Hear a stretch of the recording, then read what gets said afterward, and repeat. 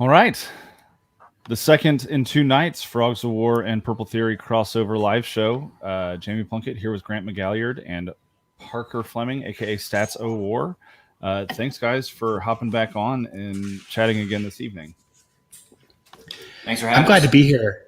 This is entirely selfish. I need to emotionally process, and I'm just using you and streams as a way to do that. You've come to the right place. Frog Preacher has you covered in all areas that you need. We're going to talk a lot tonight. For those of you that are joining us live, thank you for doing so. You can ask questions in the comments. We will get to those near the end of this time together. We're going to cover potential future head coaches for TCU tonight. Just a few minutes, but first I wanted to start, guys, just by checking in. It's 24 hours after TCU's world got turned upside down and Gary Patterson and TCU parted ways. I just want to hear, how are we doing 24 hours after that news broke? Parker or Grant? Oh, Parker, go ahead. No, Parker, go ahead. No, you go. Oh, thank you so much. No, I the more I think about it, kind of the sadder I get. I'm not gonna lie to you. I was on, team It's Time that TCU needed to make a change. But the more I think about kind of the stability that Gary brought to the program, the how nice it was to have to go through every offseason without worrying about coaching changes or worrying. I know there were a few times where he almost did the Tennessee job or whatever, but just TCU was very lucky in that regard, and I've never had to undergo that as a TCU fan. And the future's scary. I don't like change. I tell my therapist that all the time. So I don't know. It's a very unsettling feeling. And I feel worse about it today than I did yesterday. Yeah, I feel very similar to that, where it's just kind of the feeling that I had is, you guys remember like the first 2 weeks you were at college and you were like doing stuff every night, and there was all this like fun stuff, and then classes started and you're like, oh, everything's new. And then that like third or fourth week hits and you're like, this isn't summer camp. Like, this is my life now. Like, I'm here. And that's a little bit the feeling today, I think, was just like, yesterday was such a whirlwind of like, again, I'm not a journalist, but I was like, okay, I can't tweet something out that's like blatantly false. Like, we have to dig around and talk to people and kind of run this down and see if it's actually happening. And then today, just sitting around and doing stuff, I've just been thinking about it. It is sad, especially because, again, like I said I've said a ton of times, like he deserved to go out on his own terms, and it is becoming apparent this wasn't necessarily his own terms. Yeah, absolutely. I think what I've recognized in the last 24 hours is that TCU fans really find themselves in this liminal space between wanting and really having wanted for the last year and a half to have more clarity on the future of the program and some reassurance that things were still moving in the right direction, while also trying to balance this incredible legacy that Patterson leaves behind and the legend that he is and always will be for TCU fans. And I don't know that the wrestling is going to be finished with that, even with the announcement of a new head coach necessarily, simply because, Parker and Grant, what you guys both mentioned is just the way that it ended sucked. There's no other way to put it. You don't want it to end this way for a guy who is a legend for your university, for your program. And so, it really is hard. And we're going to be processing this for quite a while, I do believe. Guys, we do have to look forward, though, and figure out what is next for TCU football. Really not us, more Jeremiah Donati and Victor Boschini than anyone else.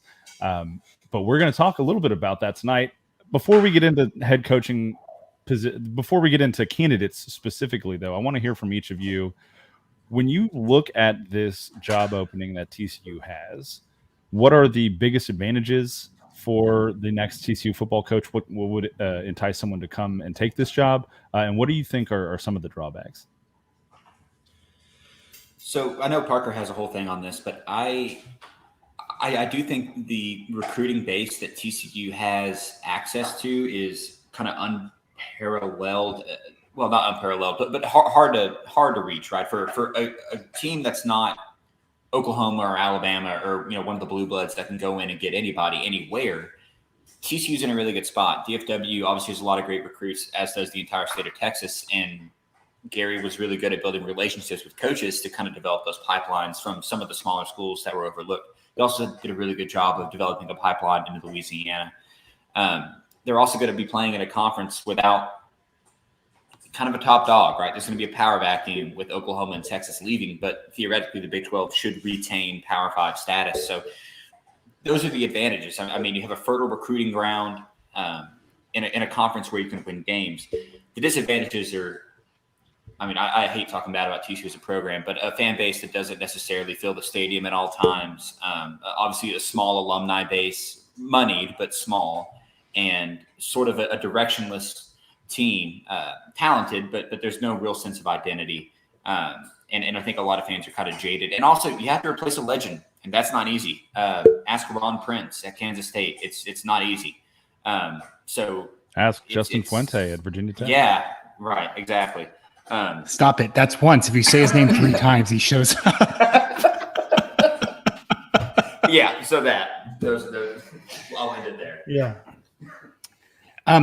I write things down in my notebook during the day because you guys know my brain. It's crazy. And I just like try and figure things out. And I just scribble all the things down. And I wrote down TCU needs a rhinestone cowboy for a coach, because TCU does. I think that Grant said something there about like a fan base that doesn't fill the stadium.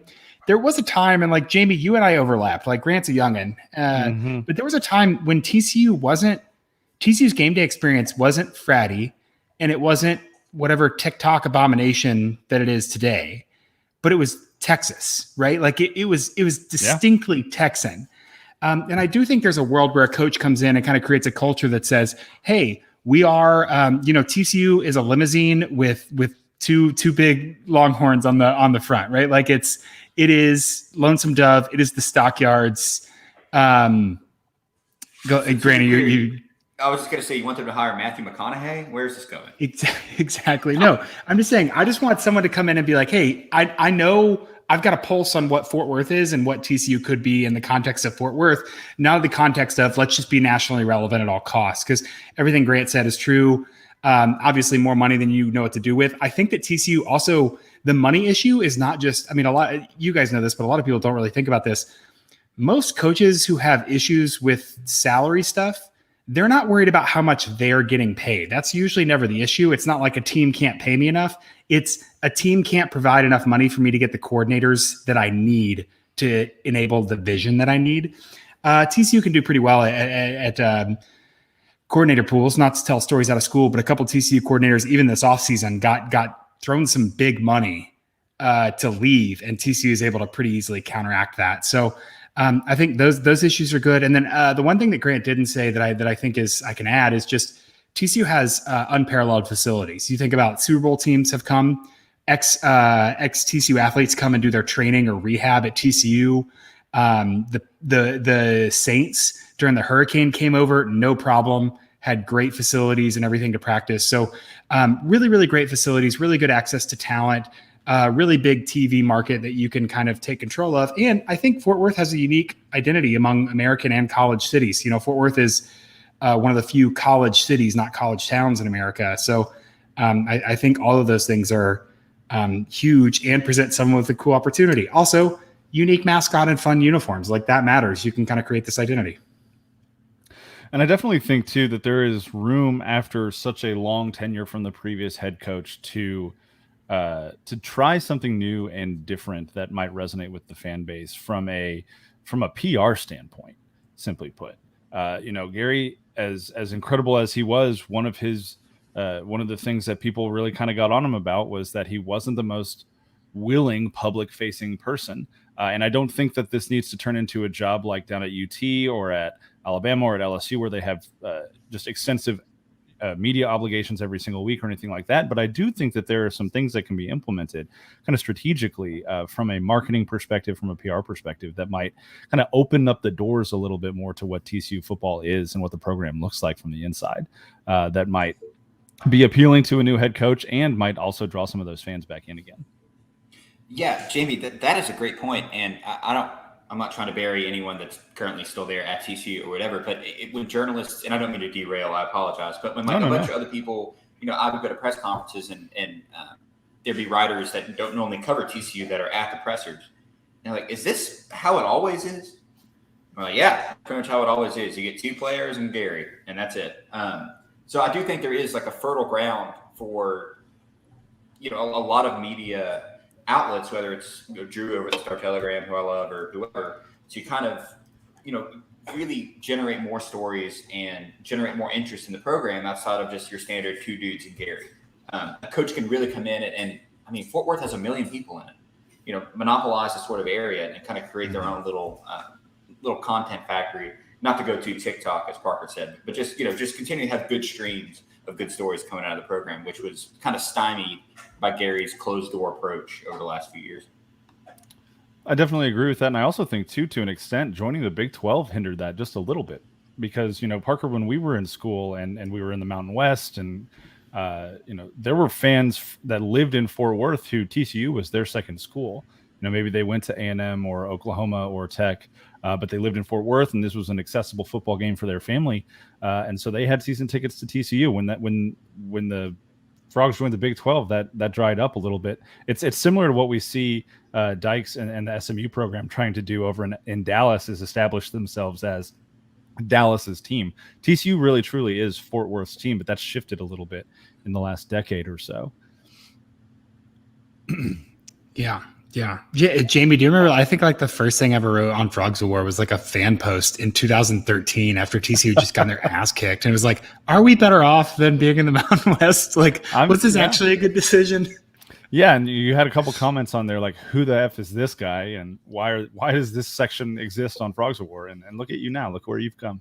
Look how you've grown. People are still asking who the hell is this guy, but now there's mostly just Iowa State fans, really. I honestly have successfully weeded all of them out, and I'm pretty close to weeding out all the Baylor fans. So hey, well, teach me your strategies, because that's an excellent strategy for sure. But let's jump into why we're here and why we decided to go live this evening, and that's talking about potential candidates for the now open TCU head football coach job. A couple names have been floating around in the last 24 hours. Most prominently, Sonny Dykes over at SMU. Recently, as of this afternoon, Chris Peterson, former Boise State and Washington head coach, his name has started to surface. Billy Napier and Jeff Traylor at Louisiana and UTSA, respectively, their names have also been floating around. And then people have kind of just been throwing names out there, maybe pie in the sky, similar to my Kellen Moore wishes and hopes, of the Georgia defensive coordinator, and a couple other guys as well. Mike Elko, I know a couple folks are pretty intrigued by the defensive coordinator over at Texas A&M. So tell me, if you have a list, which Parker, I know you have a list, and I have a list that's now published on Frogs of War. Who are some of the names on that list? And if you had to kind of make a preference, an order of preference, what would that look like? And also, Chris, I'm going to put this comment from Chris Long up. Oh yeah. No, why would you? No, don't do that, Chris. What is wrong with you? Okay, here's the problem. Here's the problem. Tom Herman is not a bad coach per se. He's just a dick.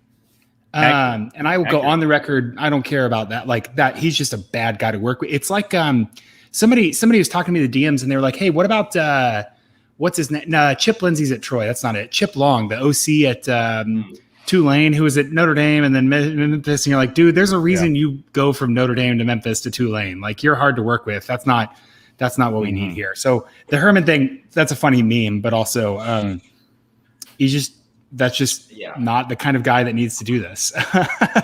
Yes, exactly. Brandon, that's great. That's great. Okay, I think let's do this like round robin. I'll throw out a name and then we can all talk about it, I guess. So top of my list in kind of realistic, I have 1A and 1B in terms of like absolutely roll out the red carpet for these guys. Number 1 is Joe Moorhead, and number 1B is Billy Napier. So let's talk about Joe Moorhead, because I think that one's pretty spicy. He was OC at Penn State. They did really great. He went down to Mississippi State and wasn't necessarily welcomed and was a part of the whole Egg Bowl dog guy pretending to be a dog peeing on the fire hydrant, Matt Luke keeping his job, getting fired, Joe Moorhead getting fired, players punching each other in practice during the bowls, and then Joe Moorhead being gone. Mississippi's a weird place, so I'm willing to write all of that off. Great offensive mind, clearly has done a lot with Oregon, has been a part of, if he's not a great recruiter, which I think he's a fine recruiter, has been a part of Mario Cristobal's recruiting organization, which is, he subscribes to the Parker Fleming theory of get a bunch of linemen in there and everything else will work out. So Moorhead is my absolute dream, number one. Doesn't necessarily have Texas ties, but that matters less and less.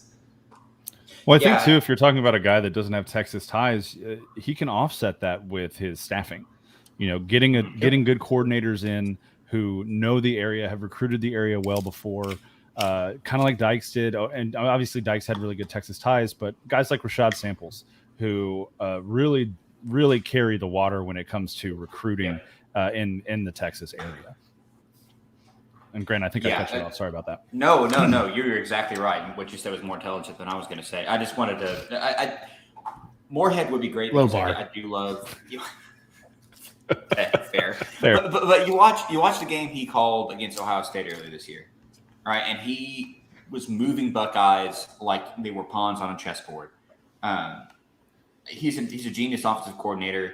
As a head coach, he kind of was in a tough spot replacing Mullen at Mississippi State. A lot of players suspended. This is just an aside. I'm reading the Wikipedia page, but his quotes after the Egg Bowl win were, "This is my school. This is my team. This is my program." And then anyone who thought otherwise could pound sand and kick rocks. You'll have to drag my Yankee ass out of here. I want that guy coaching my team. I'll be honest with you. Look. It takes a weird dude to coach at Mississippi State. And TCU, Dan Mullen, as we discovered. and TCU, sure. Yeah. It's a different brand of weird, though. I mean, look at Mike Leach and where he's had success. Texas Tech, Washington State, and now he's doing okay at Mississippi State. It takes a strange bird to be able to thrive in all three of those places. I mean, I really, truly think that Joe Moorhead's downfall at Mississippi State was a culture issue rather than a coaching issue. I completely agree. And to be fair, it's Starkville, and their idea of culture is putting peanut butter on a burger and calling that a something. Have you ever had it? It's good. Yeah, I've been to my sister too. My sister went to Mississippi State. All my high school friends went to Mississippi State. Starkville's fine. Starkville's fine. I don't mean to dog on Starkville. I'm just saying. Peanut butter on a burger is good. No, I like Moorhead. He's not my one, but I do like him. Mm-hmm. Yeah. The other name you mentioned. Should we talk about Dykes first? Sorry, you're driving, but we should talk about why Dykes. Let's talk about Sonny Dykes, and then we can circle back around to Tier 1B Billy Napier. Sonny Dykes. So Drew Davison, 4-star Telegram. Jeremy Clark over at Horned Frog Blitz, a couple other folks nationally have all kind of been coming together to say that Sonny Dykes over at SMU is the leading candidate for replacing Gary Patterson. In some ways, I think that makes sense. In others, I don't think it makes as much sense. I want to hear what you guys have to say first, though, because you guys are way smarter and better at this than I am. So, Grant, while Parker's off screen getting what I assume is another beer, tell me why you would say yes to. Sorry for calling you out there, Parker. No, I forgot we were on video. That was my bad. Sorry. But Grant, start by telling me why you think you would say yes to Sonny Dykes, and then we'll let Parker actually be the side that says no to Sonny Dykes. Oh, okay. Well, Dykes obviously has built a program really well at SMU.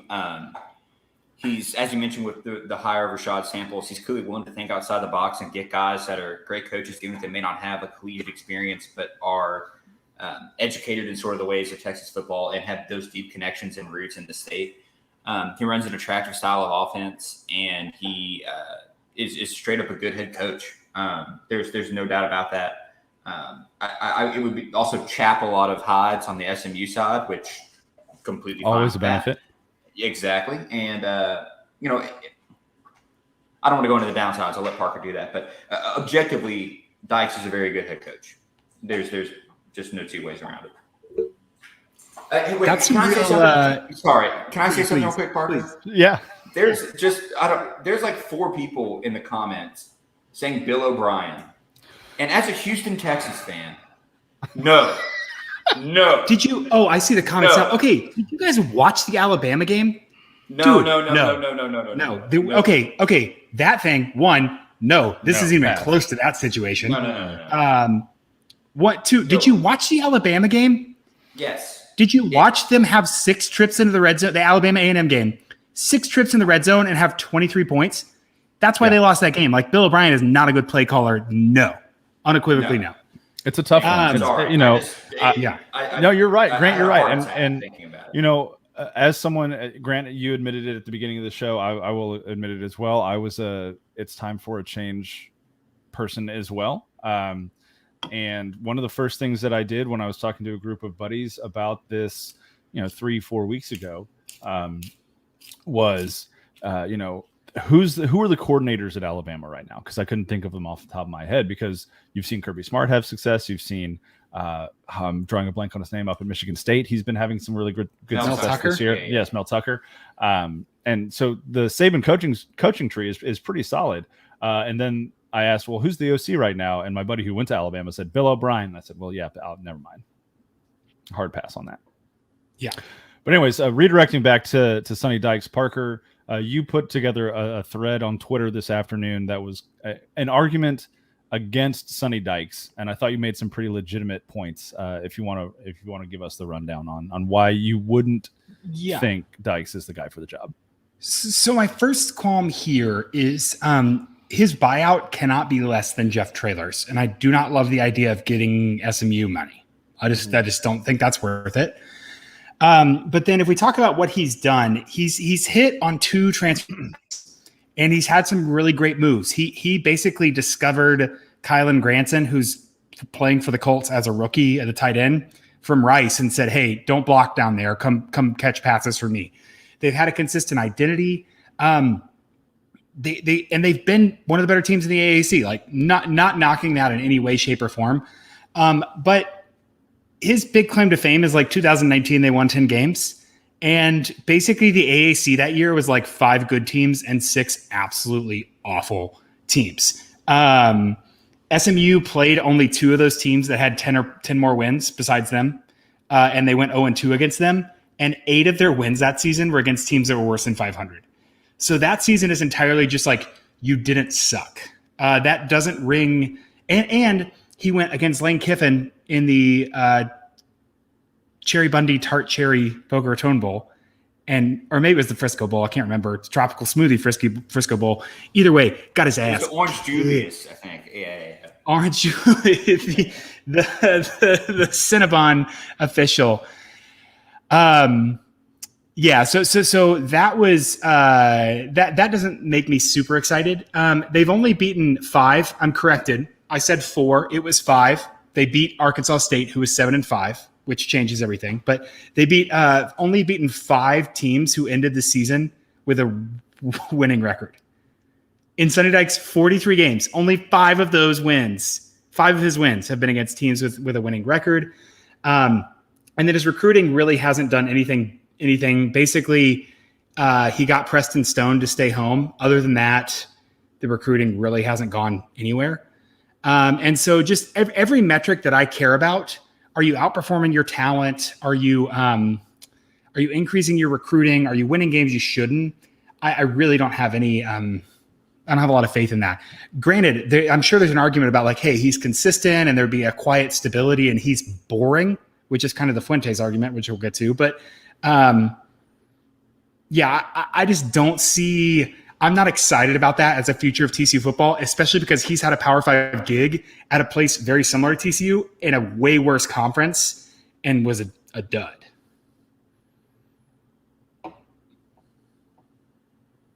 Jamie, I think you're muted. I am. Thank you for that. I tend to agree with Parker. I think just because I think TCU really needs to nail this hire. Sonny Dykes, as decent as a coach he might be, as great as a human being he might be, I don't think that's the splash hire that can redirect the TCU program the way we want it to. Guys, we're going to do 2 things. First, we have another guest joining us on the program, the TCU football beat writer for TCU 360 and all-around good human being, Colin Post. Welcome to the show. Hello. The average age of this podcast. What's up, guys? Appreciate it. Like can you guys hear me? Yes. Wait, when you guys both talk, I can't focus on both of you. It's very confusing. Colin, yes, we can hear you. And yes, Grant, the average age of this podcast just dropped tremendously. Okay. Colin, do you have a thought on Sonny everybody in this Dykes? chat thinks I'm like 17. I am 22, I promise. So it's not as bad. Oh my gosh. Yeah. My thoughts on Sonny Dykes. I listened to what you said, Parker, and I agree with it for the most part. My big thing about Dykes, this isn't my full argument for or against Dykes. I think you summed up a lot of what I would have said. But one thing I love about what SMU has done this year is I think something that TCU has failed to do is SMU is pro their guys at their school right now. It is, let me see, like even in the greater 5 in the AAC, like how active can we be about promoting who these guys are as people and like get you following them on social, get you a view into what their life is, make them superstars. I mean, SMU is just like, is not a powerhouse football school, and some of the bigger known guys, and especially with that situation at Rashee Rice, like have gotten some national attention this year. He's done an awesome job with that, and so I'd say that would just be a pro, and that's not all about Dykes, but that would be a pro in his corner. Is that I think he knows how to do that, or at least knows how to let his program do that, and that's something Gary struggled with. And so I'm not really pro Sonny Dykes, but just to add something to what you've already said, I would say that would be a pro in his corner, as well as the fact that for TCU to, like Jamie said, nail this hire, they have to find someone obviously who's doing well what Gary Patterson was not doing well when they decided to fire him. And I know that sounds obvious, but it's like, what are the big issues with Gary Patterson's ending at TCU? And one of the glaring ones was in the year 2021, the year of our Lord, with the NIL and the exposure that athletes now get. How can you get athletes to stay?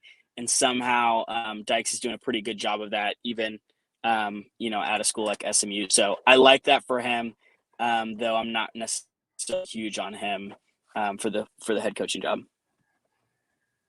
I think I tweeted that earlier this year, Colin, where it was like, if you go to a doctor and you have lung cancer and a splinter, and all they want to do is talk about the splinter, you go to a different doctor. And that's kind of the idea about like Gary Patterson is like, to make a good hire, we need an accurate diagnosis of what was wrong. And I think that's very good to talk about. Like, it wasn't necessarily the on-field stuff. Gary Patterson hasn't had a defense worse than 40th in SP plus, I think, except this year in the Big 12. And so it wasn't necessarily the on-field stuff that led to him deciding to leave. Well, I don't know what euphemism I'm using. He got fired, whatever. But whatever euphemism I'm using there. But it's like an accurate diagnosis. It was the off-field stuff. And so that's a good point. Like NIL specifically, he made some comments about the transfer portal on NIL that were just like, dude, we got to figure this out. Grant, you had something, and then we're gonna change tack here. Sure. No. I just think since I've been assigned the pro Dykes position, which again I'm not necessarily holding, but another thing in his favor, Colin mentioned his ability to maintain and promote his players, and another thing he's done is that he's hit the transfer portal very well. He hasn't just maintained and kept good players in Dallas. He's also recruited, Calcaterra from Oklahoma, Shane Buechele from Texas. So he's gotten guys from bigger programs to come to Dallas, and I just saw Parker's text, and I'm going to ignore it. Yeah. So he's done a very good job of getting like high profile players from bigger schools to come to a smaller program, which again, point in his favor, not necessarily on his side. And that's going to be something that's necessary to pay attention to, is how well do these coaches work the transfer portal, because that's simply just a reality of college football currently, for sure. So here's what we're going to do. Jamie. A lot of people, hang on one second, Colin. A lot of people are just dropping names of potential coaches in the comments. So what I'm going to do is I'm just going to pull some of those up, and we're going to spend a minute or two just running through some of these coaches' names. So if you're watching this and you have not seen the coach that you want to be the next coach of TCU pop up yet, drop them in the comments, and we're going to fire through some of these names. Colin, what were you going to say? Oh, just quickly, I think an underrated portion of this whole conversation is like the Jeremiah Donati concept here of that he had to make the hardest decision that any athletic director will have to make this year, and maybe any athletic director TC will ever have to make. I don't know. And if he does not just absolutely nail this, the heat in his kitchen will be extremely hot really soon. And so that was just something that Melissa and I talked about today. But like, I had not thought of yesterday when this was all going down. But like, wow, this took a lot of guts for Donati, because literally his future could really be on the line if he doesn't do a hell of a job in the next couple of months. Jamie, thank you for setting a boundary here, because I could talk for 30 minutes about this. I think Of you're course. exactly right, Colin. Yeah. But yes, Absolutely. Yeah. All right, so here we're going to start. I'm scrolling back up because the comments are absolutely flying in here right now. All right, we're going to start with this one from John P. Billings Jr. Watching on Facebook. Shout out to John. Thank you for watching. Jamie Chadwell, head coach at Coastal Carolina. In order to keep this somewhat orderly and in a timely function, just one or two thoughts from a couple of you guys on Jamie Chadwell, and we'll start with Parker. Oh, I was going to say, let's go Grant, Parker, Colin, because that's Grant, how I Parker, see it. Colin. Let's do the same Yes. order. Yeah, that's great. Grant, Parker, Colin. All right. Parker, would you like to drive? I would love Jamie Chadwell. I don't think Parker and I talked about this earlier, so I apologize for stealing his take. I don't necessarily think he's a cultural fit, but I love what he's done at Coastal Carolina, and I would be fully on board if they signed him. I am worried about Jamie Chadwell because the two times that a coach has had either seen him twice or had more than a week to prepare for him, they've kind of beat his ass. And so I think there's a lot of novelty there. And I do love that he recruits early guys. Like you'll see he gives a lot of early offers. I don't know that a quadruple option with a bunch of 5'9" red asses at offensive line translates to the Big 12. Also, screw them for the World Series. So whatever. Yeah, my point is similar to Parker's. I think he's used to doing a similar thing to what Gary did pre-getting blue chip guys here, turning guys that aren't supposed to be good at football into winning football at their level. And I just don't think that's TCU's goal right now, especially when you're trying to keep guys like Quentin Johnson and keep guys like, you know, rest in peace, Matthew Golden or whoever is next at the 4 and 5 star level. And it just doesn't feel like he's culturally fit for that, kind of like Grant said. Yeah, I agree with Parker and Colin. I'm also a little concerned about track record of NCAA violations. When he was at Charleston Southern, he vacated like 18 wins in his 4 seasons there for playing ineligible players, et cetera, et cetera. Whoa, I am very pro cheating. That's actually a feather in his cap, in my opinion. Okay. All right. Yeah, I know that you texted me earlier. If you're not cheating, you're not trying. I hold a higher moral standard, at least for now. Thank you, Robert. Next, I appreciate it. Next name. This one comes from Brandon Hanna watching on YouTube. Shout out to Brandon. This is the defensive coordinator at Georgia, by the way.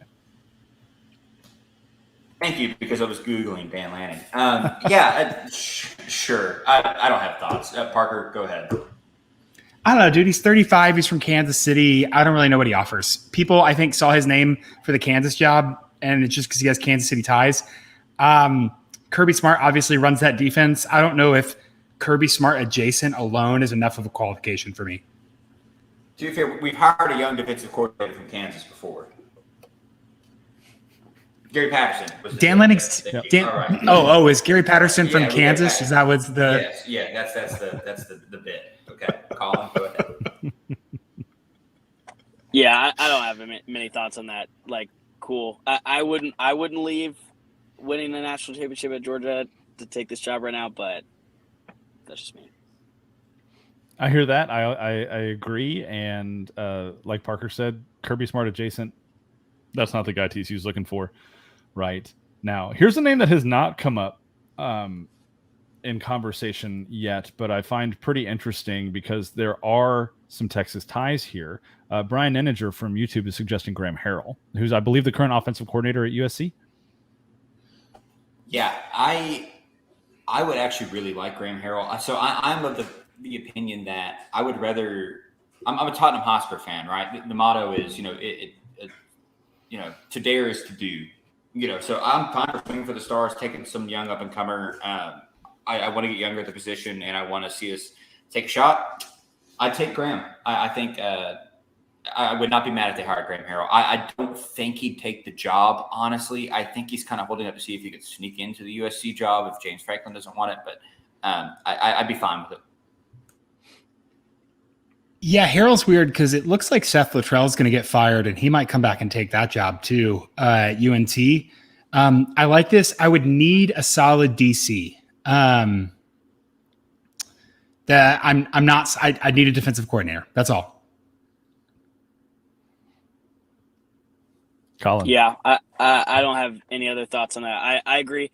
I think the thought of Graham Harrell brings up the big point of like, this is such a tough question of we're all focused on who's going to be the head coach, but it's like, who's going to be the defensive coordinator is right there with as important because you bring in a guy like Graham Harrell and you don't nail the defensive coordinator hire, then you could be running into the exact same problem TCU has this year. And so I don't necessarily have any thoughts on Harrell in general, but that is a super important thing that I don't know many people have been talking about today. If Graham Harrell could keep Paul and Malcolm Kelly, that's a different conversation. For sure.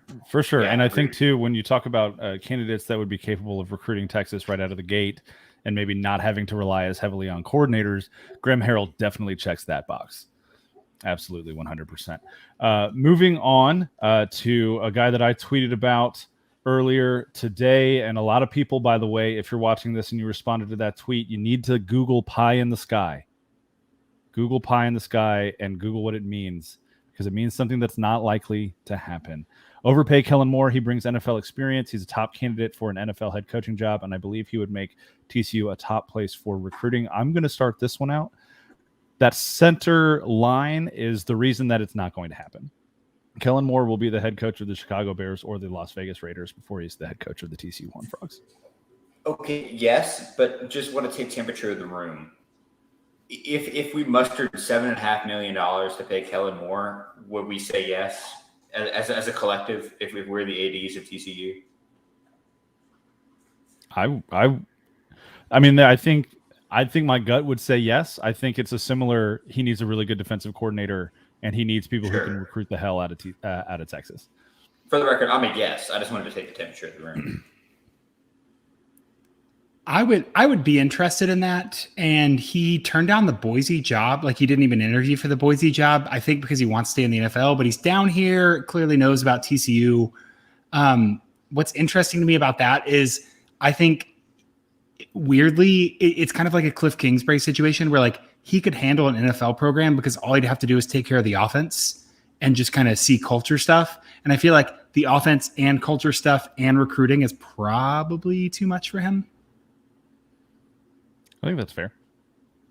He's like 2 years older than me, and I'm a moron who doesn't have anything together with his life. I feel bad saying like he probably couldn't handle it. I also, if that makes Kellen Moore feel any better, I also could not handle it. Yeah, I think with Kellen Moore, it's what is TCU's goal here? Is TCU's goal to try to keep things afloat right now, and then as soon as Kellen Moore's successful, and I would agree with Grant. I don't doubt that his goal is to be a head coach in the NFL. I don't think TCU ranks above that. And so, do you want to muster up $7.5 million for Kellen Moore to not be here for very long and either not be successful and have to fire him, or be successful and he tries to go to the NFL? And so, of course, I know you're not trying to hire a guy right now that's going to last 22 years, but Moore doesn't feel like a guy that would be here super long term if he was successful. And so, mustering up, more than you're paying GP for that does seem like it's probably not what Donati's looking for here. I can completely agree with that. Here's a name that has been floating around quite a bit. We've already mentioned him. We haven't talked about him specifically, though.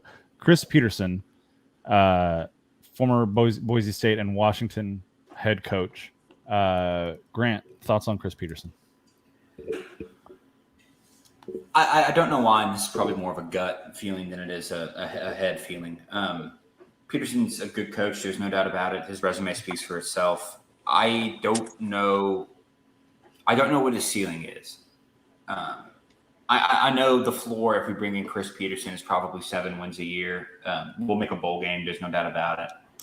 the thing is he going to challenge for the Big 12 championship every year? Is he going to have those sort of standout seasons in a Power 5 conference? And I don't know. I'm not sold. He wouldn't be my first choice. He wouldn't be my second choice. I don't know. Again, this is totally gut feeling, but I have other candidates I would take over Peterson. Parker? He has no Texas ties, and he has quit a job because he was tired. I'm not interested in that at all. So did Urban Meyer, for the record. Well, Urban Meyer lied. I think Chris Peterson literally was just tired. Look how life's going for Urban Meyer. I've come close to quitting jobs because I was tired before. Fair enough. I think Colin has stepped away for a moment, so we're going to keep on moving. The next two are not in chat quite yet, but I'm sure that someone was about to type them in. Let us start first and foremost with Billy Napier, who's the current head coach of the Louisiana Raging Cajuns. And Parker, I'm actually going to kick it to you first for this one. This is blessed. The reason that I'm back on the Napier train, because remember we were talking about offensive coordinators a couple years ago. People were talking about Billy Napier, and it's like, dude, he's not going to come take an offensive coordinator or coach in waiting job here. Right. Given what's shaken out at LSU and how little traction there's been about Billy Napier to LSU, given that he's turned down both the South Carolina and Auburn jobs, I believe that Billy Napier has played his hand. I believe that he wants to be Nick Saban's replacement. And I think that TCU could be a better place than Louisiana to wait that out and to establish yourself as a name that would be desirable. Basically, at this point, you're competing against Mel Tucker and Lane Kiffin, and getting kind of out of the Sun Belt, but not being in the SEC West and potentially having to get your ass kicked by Alabama or beat Alabama and ruin some of that political economy. Could be interesting there. Billy Napier is not a scheme guy. Billy Napier is I'm going to do what's best for the players that I have guy, big culture guy. And he does love Louisiana. And I think that's a good, kind of bridge from Fort Worth over there. I think that ultimately the big thing for me about Billy Napier is that Louisiana has really bad facilities. And so it's probably an easy sell to be like, hey, man, quality of life here is going to be so much better while you're waiting out for the, 5 or 6 years for Alabama. Because, again, TCU is not going to have a coach for 20 years. We're hiring a 5 to 7 year coach. We're not hiring a 20-year coach. If we hire Justin Fuente, we're hiring a 2-year coach. But so it's going to be like a shorter hire. And so Billy Napier, I think, could be a really nice kind of get TCU's national brand up as we search for who's the future of TCU. Grant, thoughts? Billy Napier is my top choice. I love what he's done with Louisiana. I love his ability to sort of recruit the region and find guys that aren't otherwise being picked up by programs. I mentioned earlier that pipeline from TCU to Louisiana and the players who've gotten from Monroe and Alexandria and all these little towns. I think he's an up-and-coming guy. Like Parker said, he's waiting out the Alabama job, and I think I'd love for him to do it in Fort Worth. I'm all aboard the Billy Napier train. He's my number one. And my number two isn't really particularly close. Max Doggan has commandeered my can opener, so if you'll excuse me, I'm going to go with that. Absolutely. Colin, Max. Any thoughts on Billy Napier? Yeah, there are a couple of things I like a lot about Napier. I echo everything that Parker and Grant said, but the way that I've heard him describe within the Louisiana program is, first of all, early this season, there was just so much talk, and Parker kind of touched on this, but like, why is he still here? Like, his resume is incredible, and he's done well enough in his position to move on, and he's had time with Dabo, he's had time with Nick, and it seemed like it was just this: I have bigger goals for Louisiana, and I want to see achieved before I'm gonna move on. And so I like, one, the expertise that he has, and just the fact that he's been with some legendary head coaches. He brings knowledge that we know he has. That's kind of a difference between maybe a guy like Traylor is, man, this guy like has the expertise. And two, he's not really going to get caught up in the overwhelming feeling of replacing a guy like Gary Patterson. I think that's an underrated aspect of this job. Is filling these shoes is going to be a very overwhelming thing, especially if that first year, 2022, does not go well. And just what I've read about this guy is, man, he just does not get caught up in that. And so I like a lot. These are more of a personality as a coach argument. But just to add on to what Grant Parker have already said, I think he would fit this role really well. And it does feel like kind of his natural next step, like it's not a force. And so, yeah, I don't necessarily have a wish list of guys where one guy is one, but I would agree with Grant that he's got to be near the top. Yeah, I definitely think he's 1A or 1B for me. The more that I've read about him, the more I've learned about him. He just really seems like an incredible fit at a TCU like school. And I just got a DM, I'm not going to say who from, but they made a really good argument that forever coaches don't really exist in this era of college football unless it's I'm drawing a blank, Iowa's coach or Nick Saban at this point. And so if we're looking for another forever head coach, I think we've started the search off on the wrong foot. And a guy like Billy Napier absolutely could redirect this program, and in a Big 12 without Texas and Oklahoma has the potential to be a consistent program that competes for and wins conference championships and goes to the college football playoff. Yeah. The other guy that I saw a couple. I just saw a couple here that I think I'm just going to throw away, and then let's keep talking about the cool list. Somebody said Luke Fickell, dudes, Notre Dame, Michigan State, and maybe Penn State are going to be open this year, so Luke Fickell's not coming to TCU. Somebody said Ed Orgeron, and I know that might be a meme, but I've seen people suggest it seriously. The dude is sleeping with openly sleeping with undergrads. Like, that's not happening.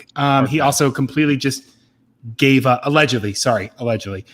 He also just gave up. That's just a stupid idea. Like, if there was a world where you could get, Joe Brady and Dave Aranda to be your coordinators and all, but that's just not happening. And then the other one I saw a couple people talk about was Hugh Freeze. I've actually had a bunch of people talk to me about Hugh Freeze, and I just want to say, what did I come back to? Hugh Freeze? We're crossing names off. Okay, go ahead. If you truly don't understand why Hugh Freeze is a non-starter, at StatsWar on Twitter, my DMs are open. Let's talk. The other one, Randy Sanders at ATSU. He's been at Tennessee. I get that. TCU does not need to hire somebody jumping up. TCU is a good enough job. They do not need to take a flyer. They need to hire somebody. So those are just the 3 or 4 that I saw a couple on right there, and I just wanted to just completely throw out real quick. Awesome. The guy that I was going to kick us to next after Napier, Grant, I don't know if you had any thoughts on Billy. Oh, you've already given your thoughts on Billy Napier, and then you wandered away to retrieve a can opener. Never mind. Let's move on then to a guy who is just a few hours south on I-35 in San Antonio, Jeff Traylor, who just signed a 10-year, $28 million extension at UTSA on Sunday with a buyout of $7.5 million this year. Obviously, that is a hurdle. I don't think it's a hurdle that TCU would struggle to overcome. But guys, give me your thoughts on Jeff Traylor. I'm good. I mean, he's a good coach. He's not in my top 3. I wouldn't say he's a good coach. I think he's going to go to Tech. Sure, kick the tires, whatever, and if that's our fallback, that's totally fine. But I don't know. He's all right. I'm sold. I like what he's done. I think that if everything else goes to pot, that's a good option. Obviously, he just signed that contract to make sure that UTSA got a really, really good buyout when he left. I'll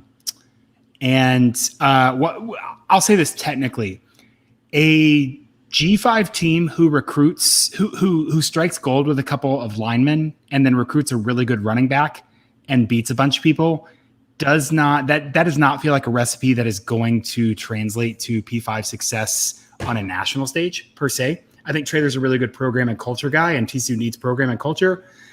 Also, he just became so much more expensive. And so kind of for the price you're going to pay for Jeff Traylor, I feel like you could do better. Fair enough. Colin? Yeah, I once again, similar things to what I said about Napier. I like a lot of the ways this is described. There was a lot of things out with him when he talked, when he signed that contract, and just the way that he was described by his program is just building guys, helping them develop, et cetera, and getting the most out of Sincere McCormick. I know Parker was talking about the negative side of that is that he's kind of just riding that to success. But I think there are positive elements to that. But overall, though, I do think I agree with what the other guys have said. This feels like a, if this was the TCU of when they hired Gary Patterson type of hire of just like there's not a super high ceiling here, and we don't know what we're going to get from this guy. But with the price that we would have to pay him now, it doesn't feel like it's a safe enough guarantee to be worth that. So I would probably lean away. But if I saw the headline, Jeff Traylor, would be the next head coach at TCU, I wouldn't be furious or anything. I can definitely. Also, it's not my money. I don't care. Like, it's not my money, right? Fair enough.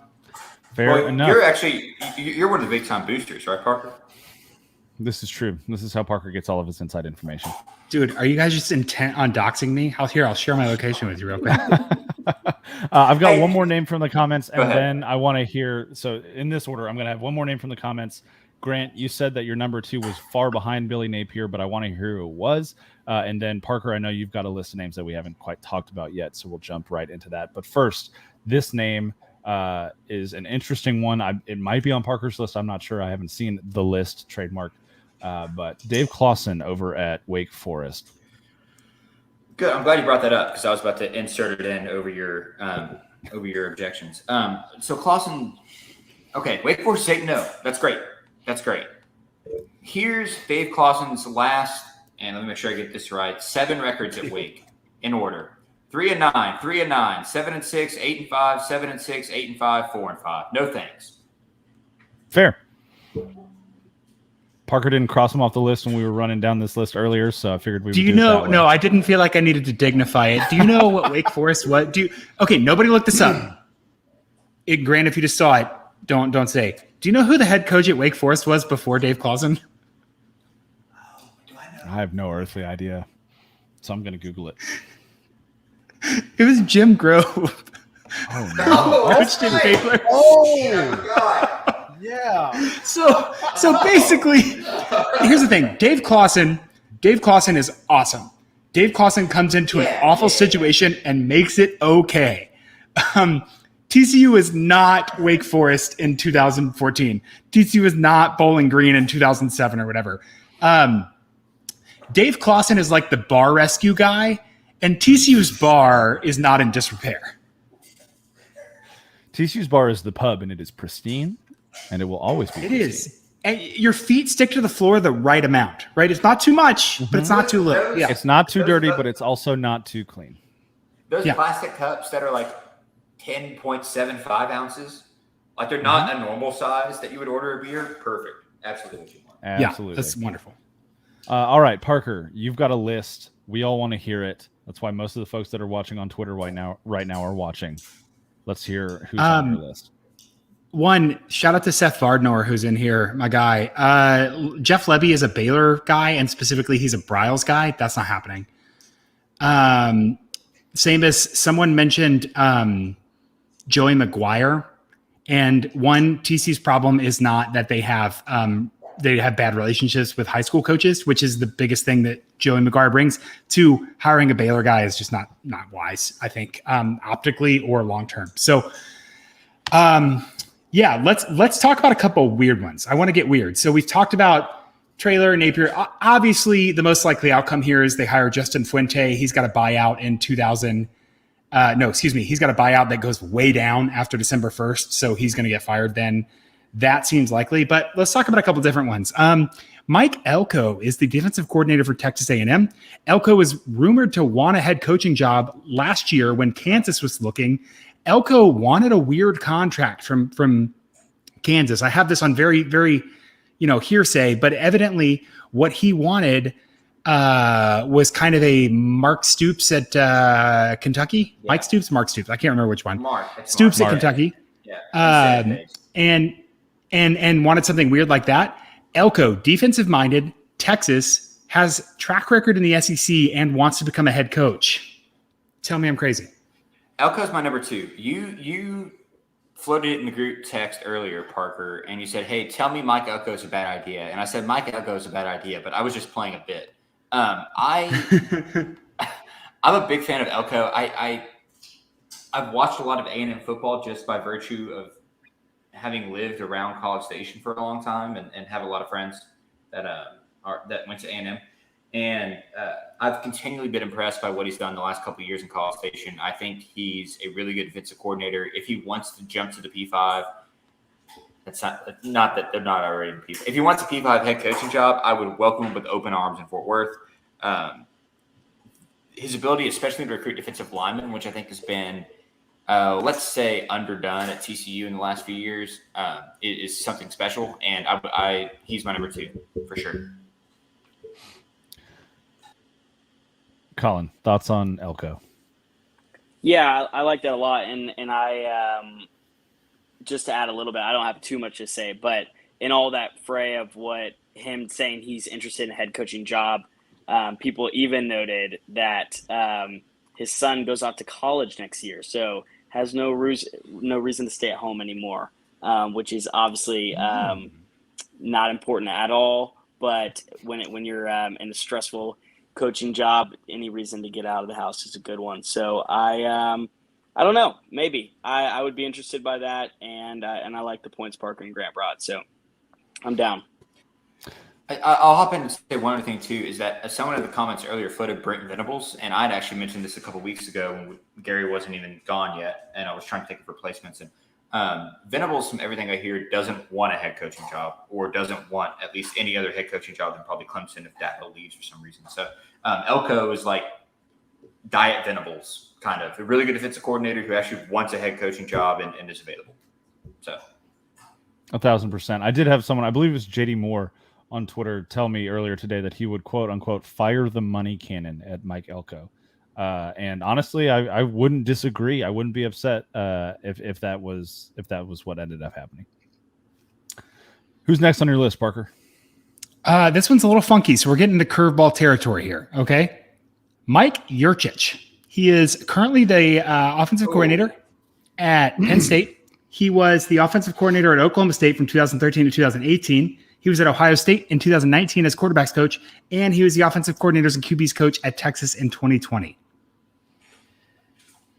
Yeah, I don't know, man. Big 12 ties, sure, offensive mind. Yeah, sure. Been around Tom some Herman great has Big 12 programs. ties too. You don't get to just claim Big 12 ties when he wasn't good. Yurcich, 2013 to 2018 Oklahoma State. Junkyard Jim Texas, Washington, brother. Mason Rudolph. No, Dude. This is turned into no. Grant and I are I'll fighting. fight I'm you sorry. on that. Jamie or Colin, do either of you have a thought on Mike Yurcich? I've got to side with Grant here. Yeah, he had great offenses at Oklahoma State, but they always finished third in the conference. How many times did they make a conference championship while Yurcich was their OC? I would take What? third. Never. They have never made the new Big 12 championship game. Oh yeah, that's right. They have it. And their Big 12 championships were earlier. I would take third in the conference every year over whatever this is, Jamie. That's fair. That is fair. That's a very good point. Before 2 years ago, we weren't experiencing what we're experiencing now. So hopefully this is simply a blip on the radar. I do need to do. We're gonna keep going, but I need to address the comments really quickly because things are getting a little wheels off in a couple of different directions. First of all, in case we circle back to the topic, I understand many are not excited. This is from Carter Bristol about the prospect of Fuente, but should that happen, what are the positive aspects? Any optimistic takes there from you guys? Frankly, not really, because I don't think he would be here for very long, and that's not. While TCU might not be looking for another forever guy, they're definitely not looking for a guy that's only going to be here for 2 years. Marvin Lewis, not happening. Eric Bieniemy, because no one's giving him a shot in the NFL. That's as realistic. That's as realistic as Kellen Moore. I've been blocked now by Aaron Sanchez, apparently. That's fine. And then where was the other one? Where was the other one that I really just needed to say no Get his to? ass burrito. Hang on. Herm Edwards. Kevin, Herm this is Edwards. the one. I'm going to put this one up for all of you guys. Kevin Sumlin, no, worst case, no. isn't bad. Kevin Sumlin, worst case, is incredibly bad. Don't shrug. Is he on your list, Parker? He's not on your list. Don't shrug. like that. Don't be I'm the just mean. saying. Kevin Sumlin, worst case scenario, would be pretty bad. Arizona's one of the worst Maturity football teams in comes the from country years. last year. It's not his fault. I think that Kind of his fault. Whose fault is it? the Aaron Sanchez has also informed me that I'm not the one that is blocked. So If you didn't just imagine Kevin Sumlin in the hot dog costume going, "We're all looking for the man who did this." Herm Edwards, no. Just I don't know what we're doing here. This is just a random bunch of names. Okay, Anyways, I'm we're going, going Jamie. on. I'm Yeah, commandeering keep going. this. keep going. Okay, other interesting ones.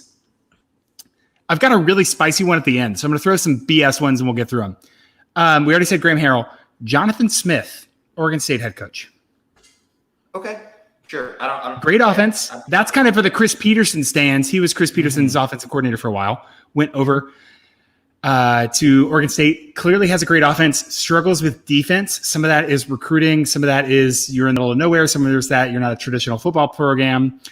Texas, I think that it could. I think that one's at least interesting. That would be weird. That would be very odd. If no one else has thoughts, I can keep throwing No, random names I out. hadn't ever considered that, but sure. Nor had I. Right? I'm That was not- weird. Not necessarily opposed if it gets to that. I would take him over Kevin Sumlin. I'll say that. That's going to be my barometer from here on out. Would I rather have this person? Yeah. I will say I don't want to say I feel bad here, but I think TCU is a place where a minority head coach could thrive culturally. Sure. Mm-hmm. And it just stinks that it doesn't really feel like there's a bunch of candidates at this current job cycle where that could work out. I'm struggling to find guys because like Josh Gaddis at Michigan, I don't think would be a good hire. And so you just kind of think about, I don't know who's there. Okay, here's one. I'm glad Grant's gone for this one. Grant's back now. Matt Luke. Didn't he sell you on this?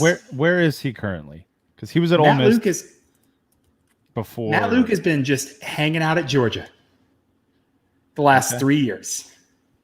Matt Luke, huge culture guy.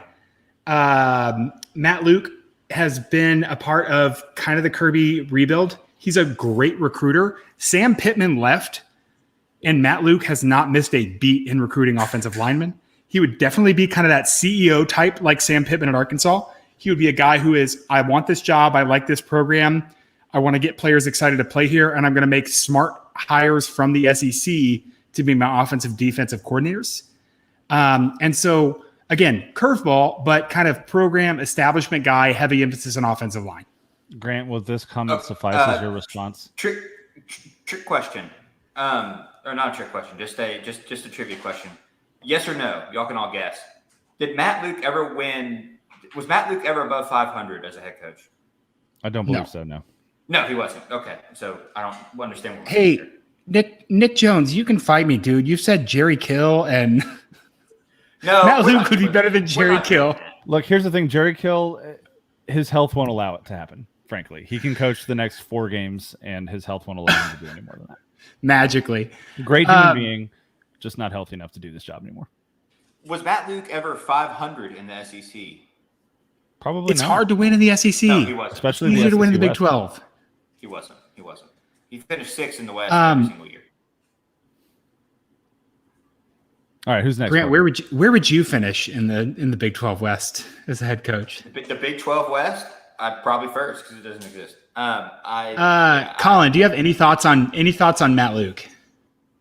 Yeah, well, just what I was going to say is one, Grant does keep bringing up the like record thing, and having a good record at SMU and then being like slightly under 500 at Ole Miss are kind of even to me. Like I don't see that being like a massive argument, especially since Luke was a head coach for barely any time. I'm not endorsing this hire, by the way, but I will say, man, what kind of football TCU would have been able to play since I've been here if offensive line recruiting had been emphasized and done well. And so I'm not saying it's Luke, but somebody who can do that well is got to be the next guy, because I as a fan just cannot watch another Max Duggan get wasted by lack of that. That's not an endorsement. Colin, You don't. I it's not couldn't an have endorsement. gotten you to set this up better if I had told you what I was going to do beforehand. Because Matt Luke was just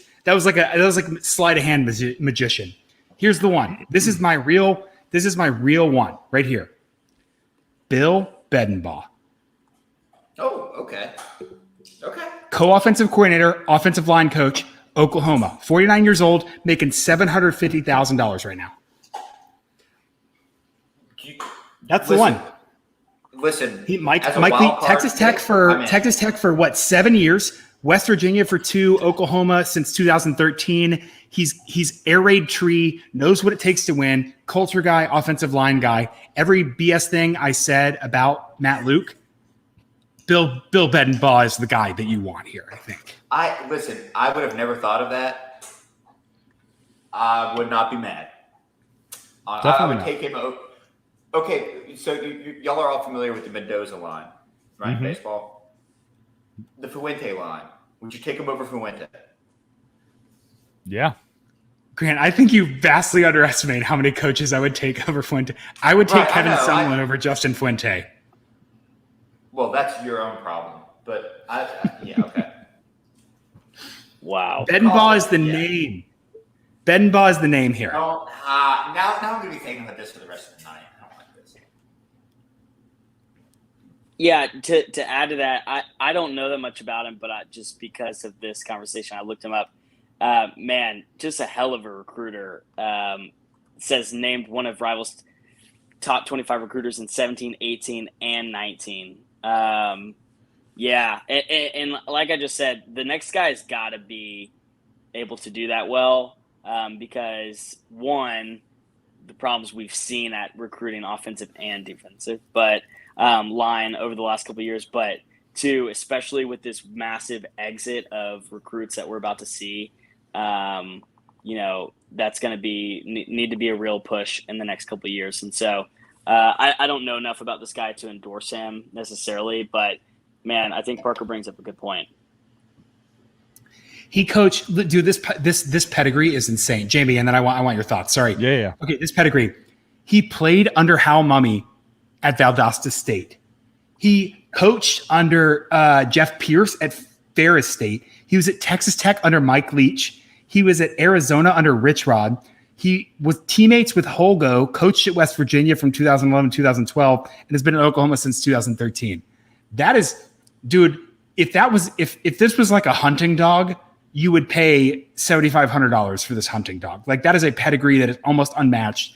Plus, he's offensive line centric. Plus, he's got great connections. So what that means is he's going to be able to come in and establish a culture of offensive line recruitment and development, and hire air raid guys on the offense, and hire Big 12 familiar defensive guys. That feels like a home run. And he's going to be cheap. He's making $750,000. I'm DMing Jeremiah Donati right now. Please do that. Also, my two thoughts. I love it. I think he would be incredible. I would be really interested to see who he surrounds himself with as a staff. Because as good of a recruiter as you are, as offensive line centric as you can be at Oklahoma when that's your job, it becomes a totally different scenario when you're the head coach at TCU. For a variety of different reasons. And of course, you can make that same argument for any of the other people that we have talked about tonight, because this is a unique position that they would be coming into. But I think it's especially true for Bedenbaugh, just simply because he is coached and recruited at Big Brains for quite a while. And TCU, while we would like to consider ourselves a big brand, we think we have all of the tools to become a big brand, and Gary Patterson has reached new heights for this program. I don't know that we're there yet. Could Bedenbaugh be the guy to take us there? I 100% believe that to be true. Just as I think Napier could also be the dude. I think that if it was Bedenbaugh, if it was Napier, I'm still kind of on the trailer train myself. I think that any of those guys would be capable of moving us in that direction. And Aaron Sanchez, I'm not going to put it up, but he says, Parker, you're selling me on your pretend name. I can dig it. Seth Vardnor just said, you want Texas ties off of the Georgia staff? Will Muschamp, come on down. Dude, no, come on. That's cruel and unusual punishment. Seth is a Florida guy for context there. I did this that. offseason. I did a thing where it was like coaching effect and who was like the best and worst. I called it the Saban effect. Will Muschamp was the worst coaching effect. So, like, given your resources and recruiting when you got there at South Carolina and Florida, Will Muschamp was worth like -2 wins a season. Man, could you imagine what Texas would have looked like right now if Will Muschamp had actually followed through on that coach and waiting job? Gosh. That is a sliding doors like scenario that I would love to know. Like, because part of me thinks it almost could have worked out. But hey, We'll I never hate know. to be lame. I have to leave. But Yeah. We've been at this for a little bit over an hour, so we are going to cut it right here, unless Parker has any other names. But I think Bill Bedenbaugh was kind of the crescendo, so we're gonna leave it here. If we didn't get to your question or your comment in the comments, we saw them, even if we didn't address them out loud. Thank you for being here. Thank you for watching. This is probably something that we will continue to do with semi-regularity, maybe. No guarantees, no promises, but it's been good the last 2 times that we've done it, even in spite of kind of dire circumstances for TCU. Thank you, Grant. Thank you, Parker. Thank you, Colin, for jumping on. This has been the Frogs of War, Purple Theory, and I guess TCU 360 Ultimate Crossover Experience. Thanks, everybody, for watching, and we will see you guys next time. Go Frogs. Go Frogs.